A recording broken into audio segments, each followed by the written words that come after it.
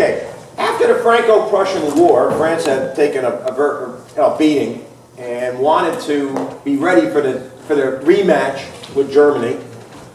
So they put their scientists to work, and they made a fantastic technological leap. And that was the invention of what we now call smokeless powder. And when the Germans first started inkling of this stuff from their spies, they got really worried. Because the original report was that the French had invented a cartridge, a propellant, that was smokeless and quiet. Made no noise, and left no smoke. Now, technically, if you go back 100 years, there was the Girondi and the other air rifles that did the same thing. If you pumped them up, and Lewis and Clark had one, you fire with sufficient force a ball, and it made a popping noise, but there was no smoke. Well, they found out eventually that no, it was not a silent cartridge, but it was fairly smokeless. A little puff of blue smoke, and it dissipated. It was not the same as black powder with its nice big white cloud. And the French also developed a firearm for it, which we commonly call the Lebel. And this is your Lebel. Now, people think there's a tube underneath here. It's not. It's just hollowed out wood. And it can hold 10 rounds. But they have to be individually fed through the bottom. Okay? And I don't have any trouble finding the part I got to depress or whatever it is here. Anyway, you load 8 rounds in the tube, 1 in the lifter, 1 in the chamber, and you've got a 10-shot rifle. The only problem with it is, as you fired it, the weight moved, the cartridges moved down, so that changed the balance of the rifle. Okay? It had a magazine cutoff, so you could save the 8 rounds and just use 1 at a time. But the French had basically taken a great leap forward with this rifle. Well, that got the Germans worried, and 2 years later they come out with a commission rifle, which is 8mm Mauser, and like a packet, a Mannlicher packet of rounds. It could be loaded a lot faster. And this suffered from the same drawback as the Krag. This fed individual rounds. Okay? You fed individual rounds into this gun, and you could drop them, whatever. It was really rapidly obsolete. It was the peak of weapons technology for the infantrymen when it came out. But within 3 or 4 years, it was already obsolete. But the French continued to make these as late as World War I. It was their standard battle rifle for the First World War. Okay? And it shouldn't have been. And the reason, they decided they were going to take a technological leap.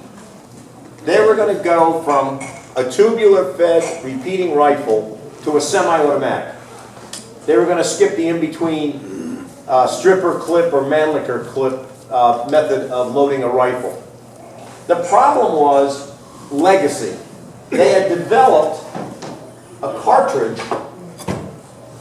the 8mm Lebel, by necking down a black powder cartridge. Will, what was the black powder cartridge, Will? It was the grass. The grass, okay? They necked it down, but they had this great taper to it. And that was part of the problem. With the rim and the taper, you couldn't really put it in a double stack magazine. You had to do single stack, and it would cause curves because it didn't fit right. The Germans, by going to an 8mm Mauser with a rimless cartridge and basically a straighter cartridge case, they could fit it into a rifle where it could stay within the stock and be protected and would feed more reliably than a rim cartridge.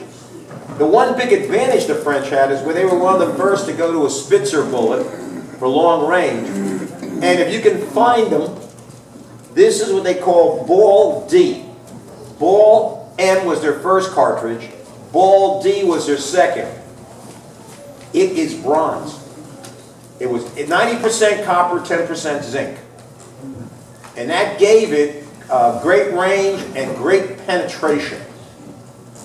Ball D. D, it was called. That was their combat load in the First World War for their rifles, machine guns, carbines.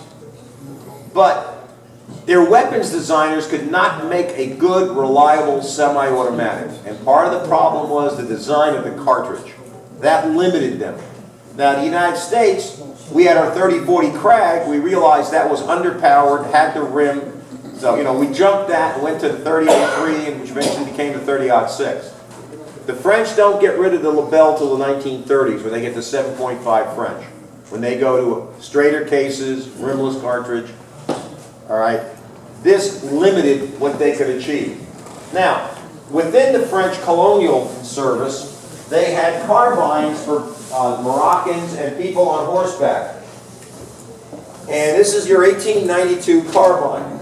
Now, that one took a clip of 3 rounds. All right, 3 rounds. And as you can see, this big hole on the bottom, that was designed so the clip could drop out. And if you're on horseback or camelback, that's not a problem. When you get to the trenches, this is a big problem. Okay? You got a 3-shot rifle with a big opening in the bottom. You get all the mud and crud into it. Now, this is an 1892 carbine, but it was modified after the war. The cleaning rods were removed. Finding one with a cleaning rod is a collector's dream. Most of these are going to be like this. They're going to fill in with a sled of wood where the cleaning rod used to be, and it's going to look like this. All right. Now, when the war breaks out, there's a shortage for the French army of rifles. They can't produce enough Lebels. They don't want to give their troops just a carbine, so they modify the carbine into, it's called the 0715 rifle, which is the same 3-shot rifle as a carbine, but it's got the longer barrel. And this rifle was, this is the rifle that African-American troops were issued. The 369th, the 92nd Division, the 93rd Division, when they were assigned to fight with the French, they had their Springfields taken away from them from 369th, and this is what they were given, complete with the big hole in the bottom. All right? That causes all your aggravation on this particular weapon, okay? There's another problem with the French rifles I always have here. There is no safety. The French didn't believe in them.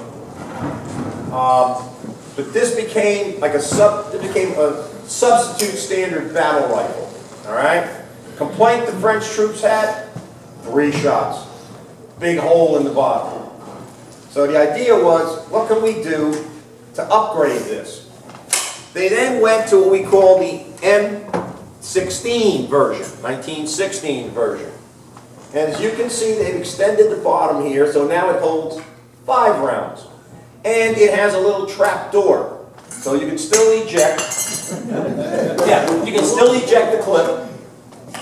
But when you get back into your prone position on your sandbags or whatever, you can lock it up and keep the dirt, the mud, and the crud out. Now, if you don't have one of these, you can't do much with this, okay? The clip is like on a Carcano. It's kind of essential. Now, if you have the M16 model, or if you have the carbine model, okay, you need the clip. And they're still around, okay? But if you've got the 3-shot gun, you got a real problem. They stopped making the clips very early on. So if you do get one of these and you want to shoot it, you can take a 5-shot clip, put 3 rounds in it, and it'll stick out the bottom like that, but you can fire the rifle that way. The 3-shot clips are a real pain to find. Sometimes you're lucky at a gun show and have in a junk box for $1. You snap them up. If you find any that are marked Santa Fe, grab them. The Santa Fe company went and made a whole bunch of them in the early 1960s for the American market, and the originals were made in 1918. I'd rather have one made in 1960 if you're going to shoot the gun. And again, it's essential. You need it. Now, bayonets. The French decided that what they needed was a long bayonet, which they called the Rosalie. And you can see it's not good for slicing. It's strictly stabbing, poking. The French still believed that with spirit, what they called élan, you could overcome things like machine gun and artillery fire. Okay. Wrong answer. All right. But they stressed it, and they also felt that you should have on your bayonet, it's called quillon. Not to be confused with quillion, which is a make-believe high number over a trillion. Okay. Quillon has this little hook. Now that goes back to the Middle Ages, where people would carry daggers. And the idea was if somebody tried to stab you with a sword or something, you would catch him on this and twist it away so you could stab him, or you could even snap his sword or whatever. That was the theory. Okay? Here was the problem. Very few people got stabbed during the First World War. Very few got close enough to sit there and use the quillion to disarm their opponent. But a lot of guys got their rifles hung up on barbed wire when they tried running with a quillion on the end of their bayonet. Alright? So, the word got out in France, nah, bad move, bad move. So what they started to do is grind them off. Alright? Grind it right off or make it without one. Okay? So it's still good for sticking people, but you're not going to get hung up on barbed wire. Alright? Now, the carbines had a similar idea, okay? Now, their bayonets were nice on the carbine. It's really a sword bayonet, as you can see. And it's got the quillon.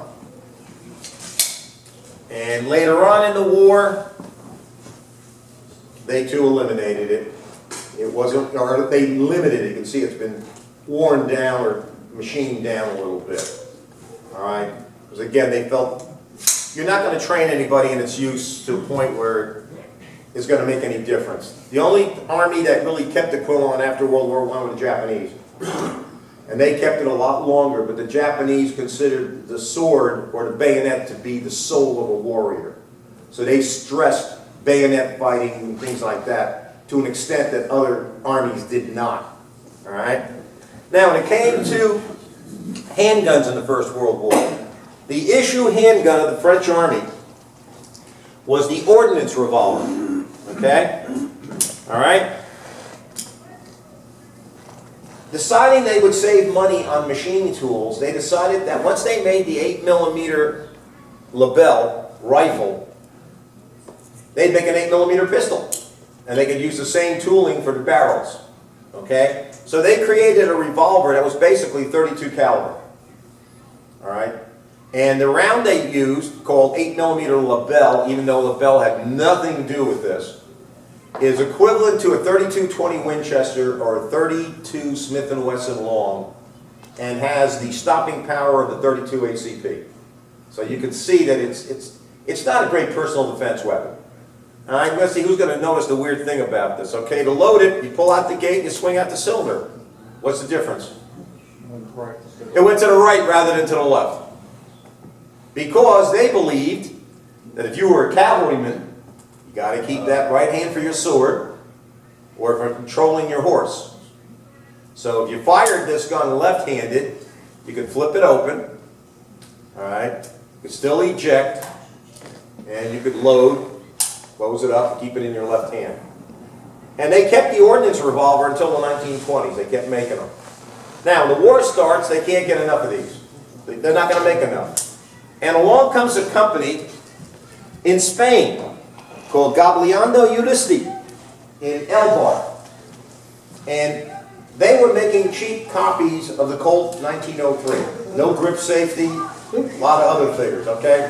And they come out what they called the Ruby, okay? And this is a Ruby. Now, they go to the French and they go, what do you think of it? And the French go, .32 caliber ACP is the same as our ordnance revolver for stuff. Yeah, great. Here's a contract. We want $10,000 a month, open-ended contract. They go back to Elbar. Here's the problem. Gabriel Uristi had 12 employees. And now they have this wonderful contract from the French, 10,000 pistols, which in a couple of months sends 30,000 a month, and then goes up to 50,000 a month.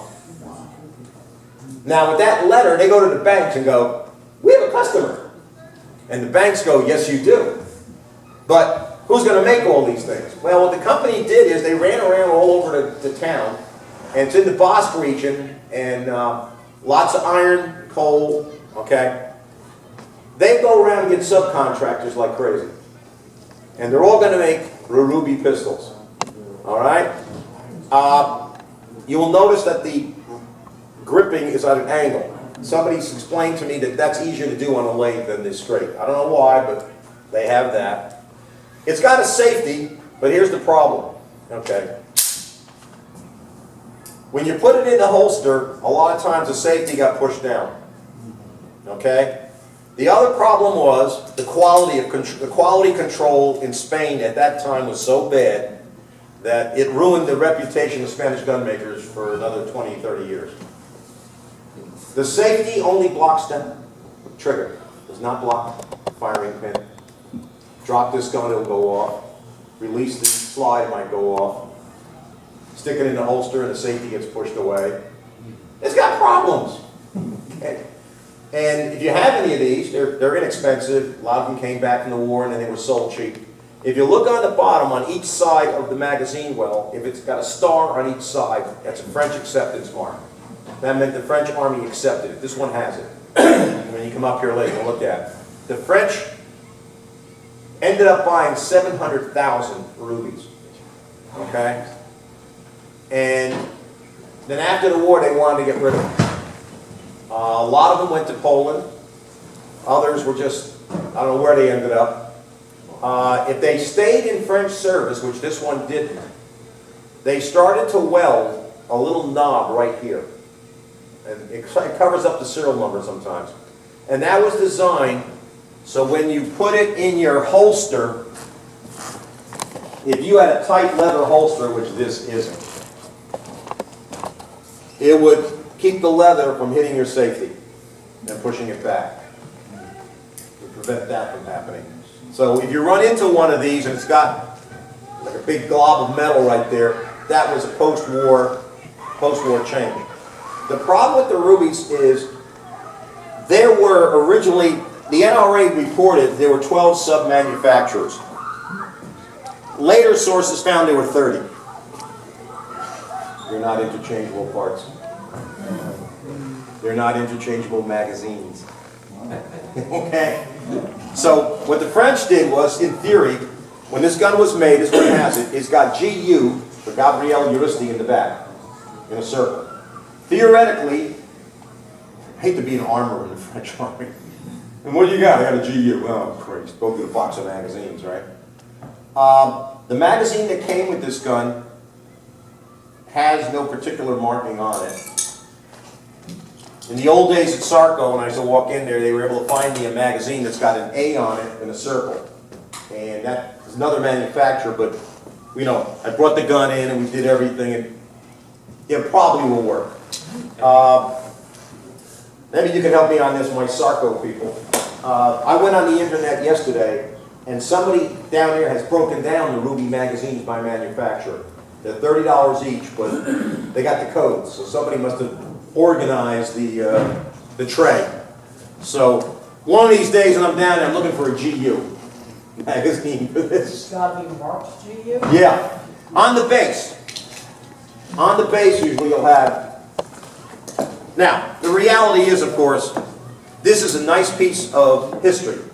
This is not exactly on my short list of home defense guns, concealed carry, or anything else, okay? It's really too large for a .32 pocket pistol. But for the French, basically it was almost as good as the ordnance revolver, so they didn't really get that excited. Now, again, when the war ends, they want to get rid of a lot of stuff.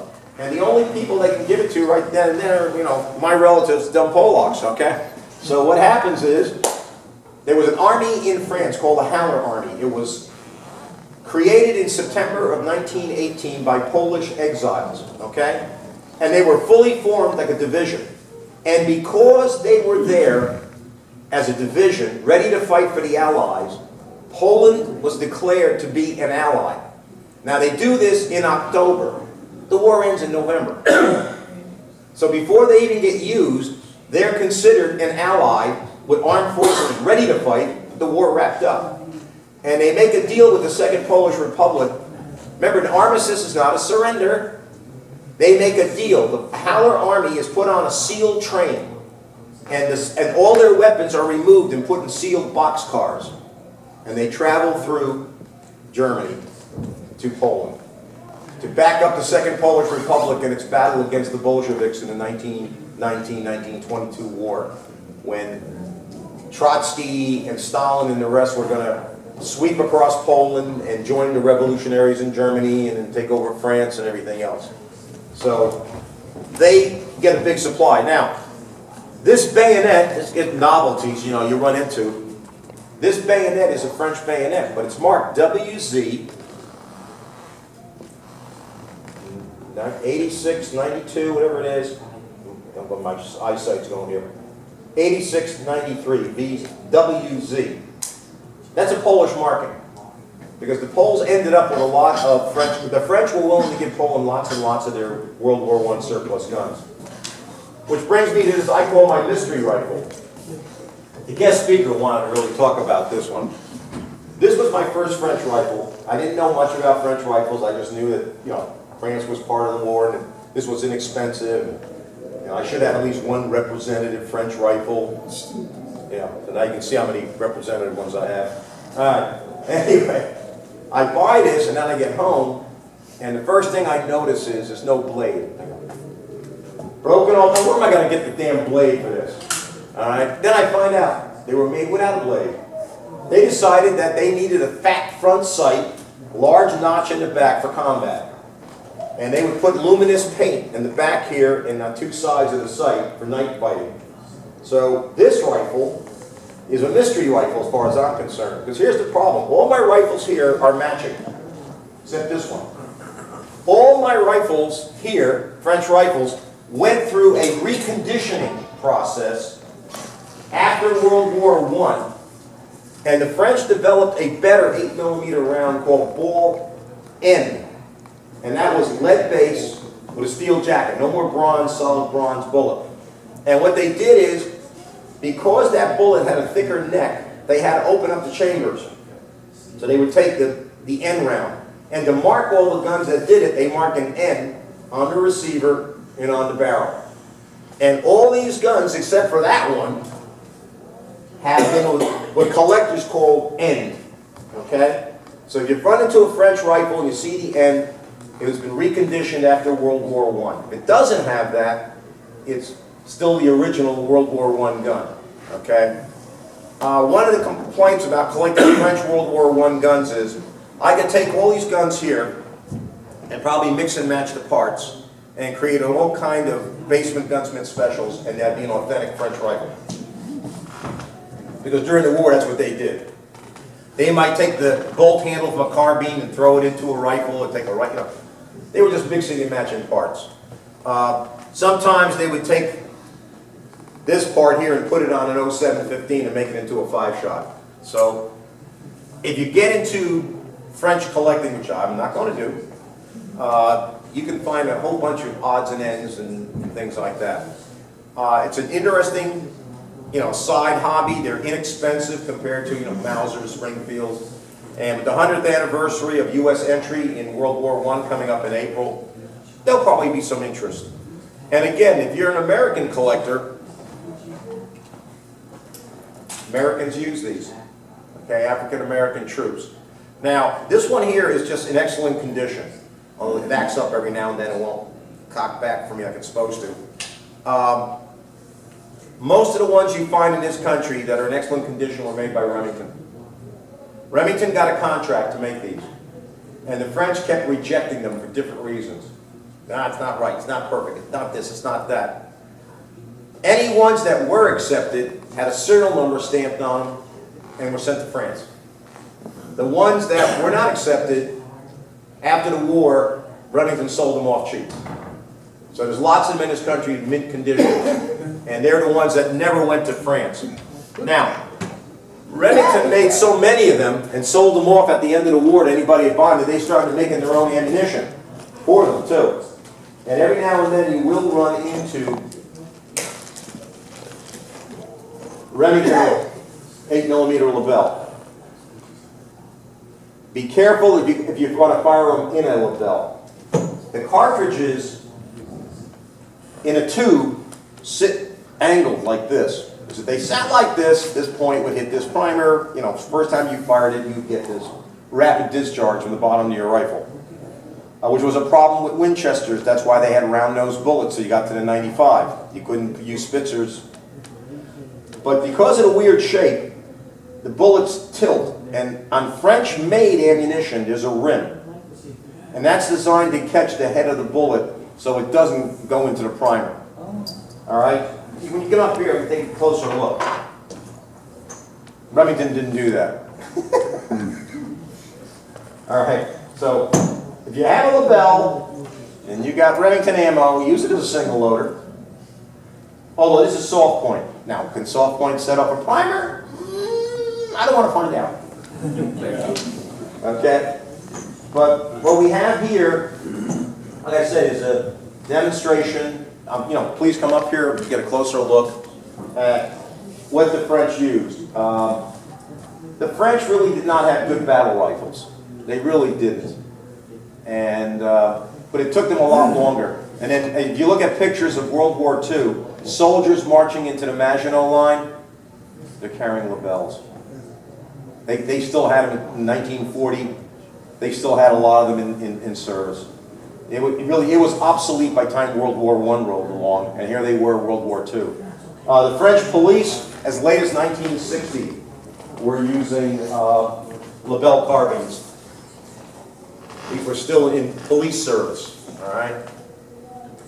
Vietnam, yep, some of them popped up there, Viet Cong, you know, because the French were there, Morocco, Algeria.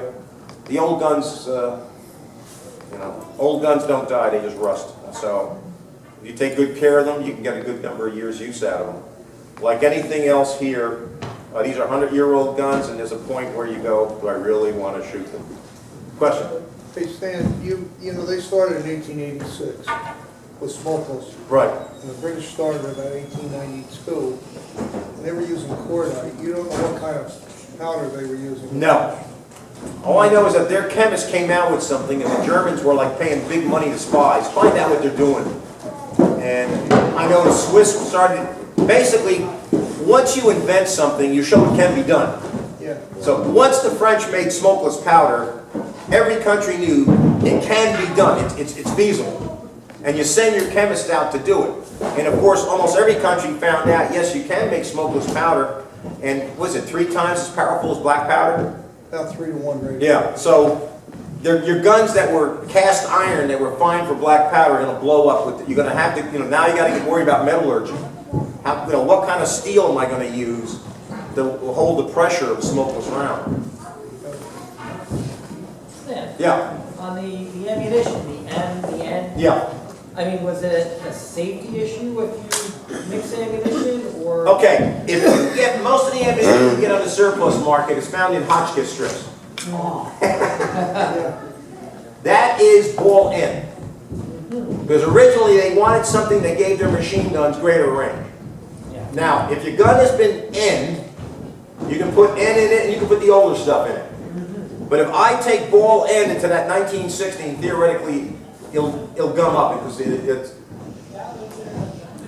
the chamber isn't opened up enough in the neck for it to go in. And now here's the thing. The early ammunition will fit in the later guns.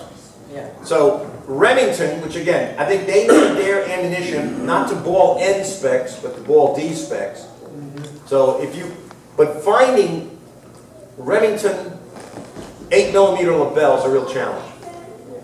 They made it in the 20s, the 30s, they stopped there in the 40s, they made something in the 50s. But by the 1960s, I think, Will, you can correct me on this. It was earlier than that. Earlier than that, they stopped making it? Probably in the 50s. Okay. Because I know when I started collecting, I didn't have any French guns, but one of the things was guys and friends of mine who had them said the ammunition was a real pain to find, yes. Is it possible, Will could fill us in, is it possible to make that ammunition? Oh, yeah. Oh, sure. Sure. So if you go to Will, you can, Yeah. Oh, I make Yes. Lebel ammo. Yeah. where do you make it from? Trade secret. No, I think, boy, I've forgotten right now. I haven't made any in quite a while because you can buy Yeah. new brass. Graff and Spay, or whatever it is, company. Yeah. I think it's the 762 by 54 Yeah, I figured it was all right. Russian round. The unusual thing about the Lebel case is the body of the case is a double taper. Nobody else ever did that. So there's, the back part of the case is fairly straight. And when you get about halfway up the case, it has an increased taper, and then the shoulder. So it's a very unusual round. Nobody ever did that, ever, anywhere, except the French. Another interesting thing, in 1886, when the French first started, well, it was 1880, late in 1886, near Christmas time, they issued some Lebel rifles to some frontline French troops. And one of the guys in there was an ethnic German, and he got pissed off at his officer, so he just marched into Germany with his gun and ammunition, everything. And that's how the Germans got a leg up on Smokeless powder. Newt, this is a 351, or was this? 351 Winchester. Okay. And Charlie, you had one of these too, right? Now, it's interesting, when I run my vintage shoots, I always put, if you can document, bring it. And that's when we get weird stuff like Orlando came with a 7mm Chilean Mauser, and we found out the Serbians were basically using them. And about a year ago, I think it was Paul, and it was somebody else who said, "Can I bring my 351 Winchester?" And I'm like, "Why?" Jeff Alstead. And they go, "Because the French used them." Yeah. And they did. They got Winchester 351 Winchesters, and they were issuing them to the observers in airplanes and things. So, you learn, even through the vintage matches, you're learning stuff. And then, you go back and you do some more research, and you Google it a few times. And all of a sudden you're finding out, well, I got to add another contest to the armistice they shoot. Yeah. That's my. Oh, okay. So I added one. So what happens? I'm expecting to see a bunch of 351 show up. And Paul shows up with a Remington Model 8, with the documentation that they use them too. Yeah, they also used a 94 Winchester. The French bought a whole slew of them. And I brought them to France.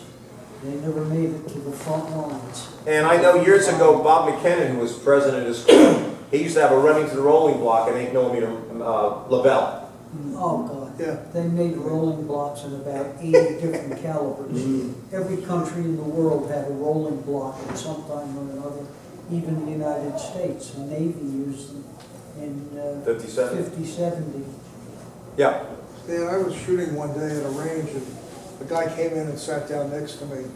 And he takes out a rifle, and I look over, and I thought it was a French draw or chasse-pot, a single-shot action.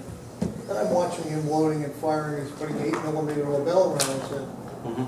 It had been rebarreled to 8mm Lebel, and I sort of packed up. I said, "That's a black powder action," and he's shooting 8mm in it, and I think I don't want to be here. Yeah, this is a war story that my father and my uncles told me. They were in Poland in the 1930s, and they were issued French rifles as the home guard, but they were never given ammunition. The ammunition was locked up. You got to keep the rifle at home, but the ammunition was at the police station or whatever. And according to the family story, they were farming. Now, the area of Poland they lived in is now the Ukraine. And they found a stripper clip of ammo. Probably 7.62 Russian rim, or maybe Mannlicher or whatever. So they decided, let's fire it in a rifle.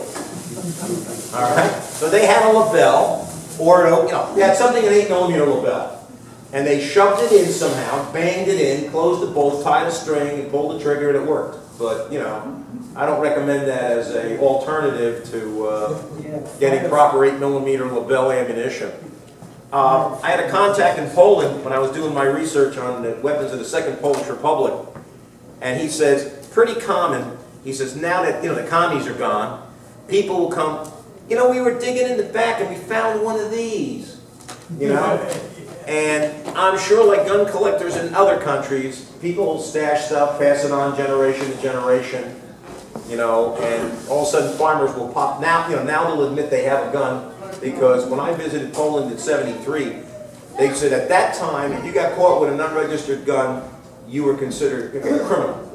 They said years before, if you got caught with an unregistered gun, you were considered a threat to the government. You were a traitor, a revolutionary, you know, not this, you know, no such thing as a collector, no such thing as a criminal even. It's, you must be a counter-revolutionary because you got a gun. Do me a favor, walk with me. I'm going home. I'm going home. The last rifle that they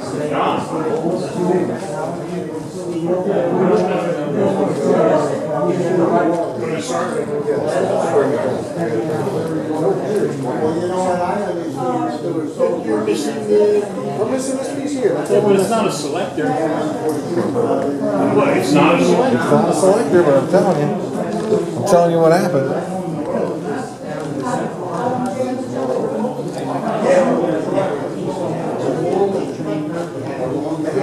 It's not quite like a nagant.